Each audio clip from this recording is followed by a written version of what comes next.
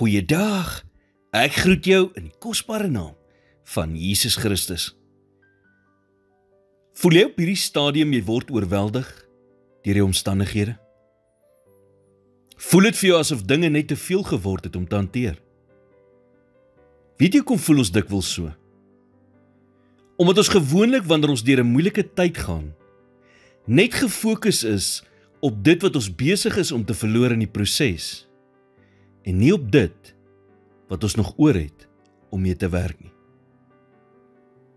Jy sien, om jou energie in te sit in dit wat jy nie beheer oor het nie, of in dit wat nie verander kan word nie, bring 'n mens nêrens.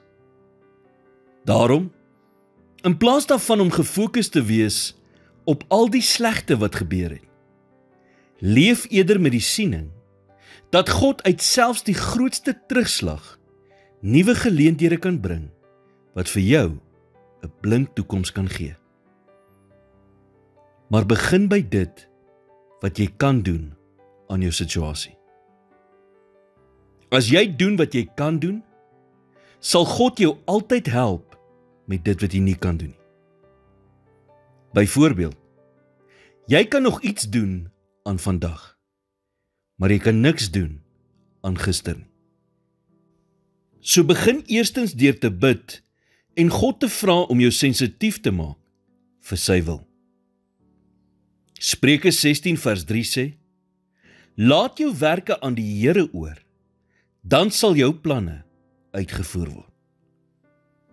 Skryf dan neer waar jy jouself graag sal wil sien in 'n jaar se tyd. Breek dit dan af in wat jy vandag kan doen om by daardie doelwit uit te kom, wat jy die week kan doen om by dit uit te kom, as ook wat jy elke maand kan doen om by dit uit te kom.